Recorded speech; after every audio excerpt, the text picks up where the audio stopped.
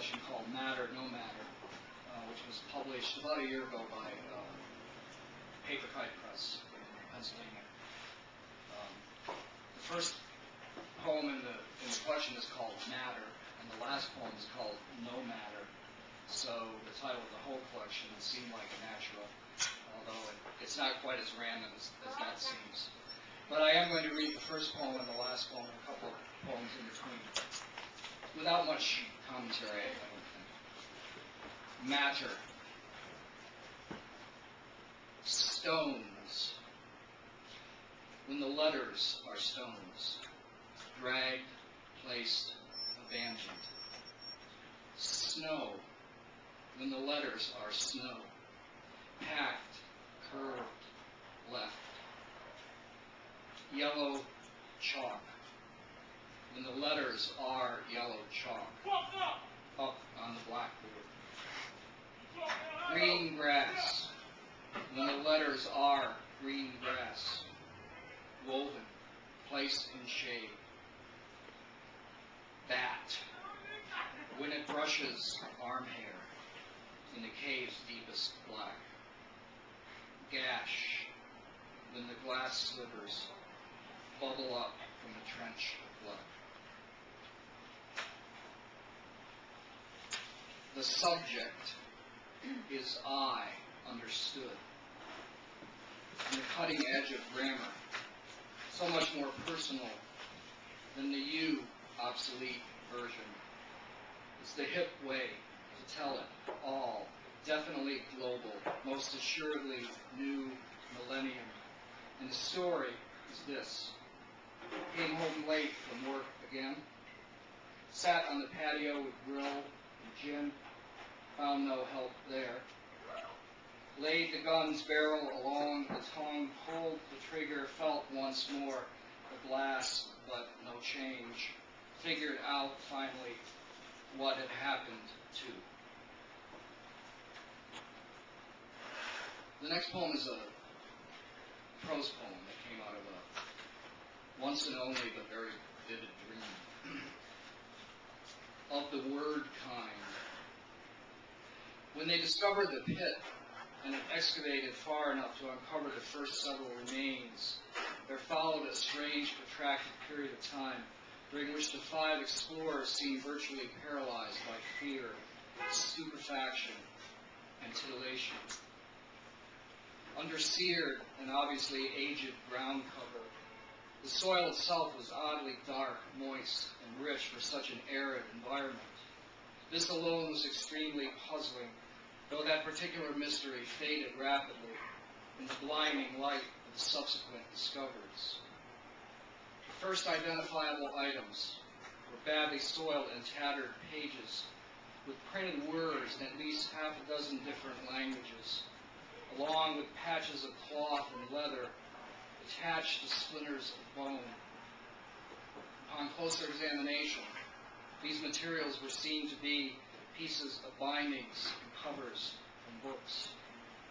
The fusion of these manufactured substances with bone fragments was of course surprising, but became viewed as both astounding and horrifying as the next layer of bodies was unearthed. In this lower stratum, the skeletons were dramatically whiter and considerably more well preserved, in some cases wholly. It was then discernible that the cloth and leather, now in larger and much less decayed swatches, had actually grown out from the centers, the very marrow of these bones. And so forth, precisely as related.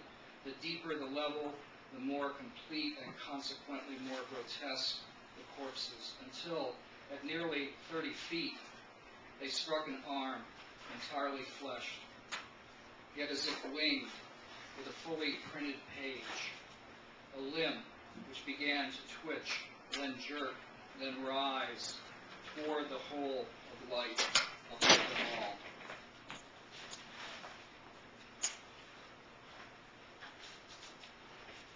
I grew up in upstate New York a long time ago, when the winters were like Child's Christmas in Wales.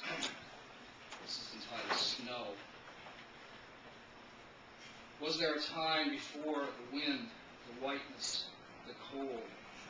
Was there a summit? Was there a voice calling me home? Was there a time before the sled, the runners, the long hill? Was there a time when I wanted anything else?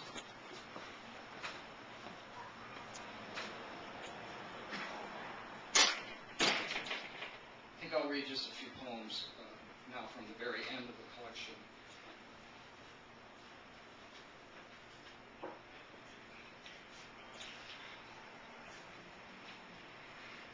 So often coming back to the sea, my family and I lived more than 10 years ago now in France for a year. It comes from that period. So often coming back to the sea. The first long August days in Brittany, those afternoons backed against the high dunes on the Côte d'Or. The children, their flesh still so new, their bones still so tiny. The children laughing and told they could just wade out into the shushing surf and pee right through their pants. Their eyes still going so wide when they looked up and laughed about such liberty. Their eyes and mouths such oaths of astonishment and such permission. Their eyes and mouths forming the word we call astonishment, the word we call wonder. Later, all wondering about where the pea goes, what the ocean does with it, made light with such wondering, as if wondering where days go, where even slow days go, what the ocean does with them. Coming so often back to the sea, as if for sea there is a word we possess but can't pronounce, as if for the August light on the Côte d'Or there is a word we possess but are unable to say, made light by possessing such words for afternoon, for bones, for flesh, for life.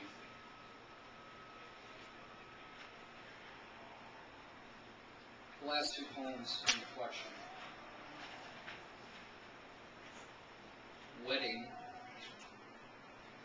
Wedding the word to the cave. No part of the space that is not the word.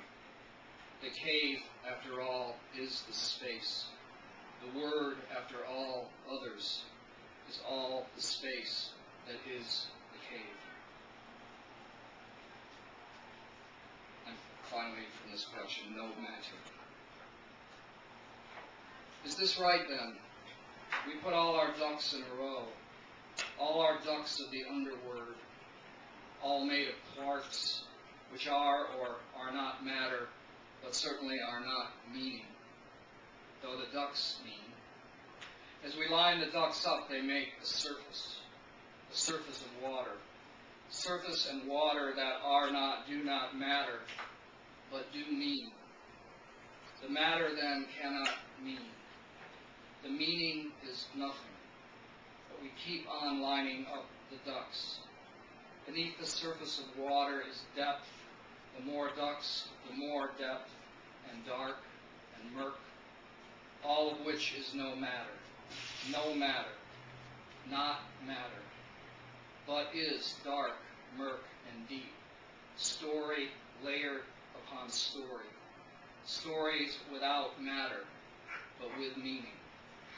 How is it possible to live like this, to make stories that mean but are no matter?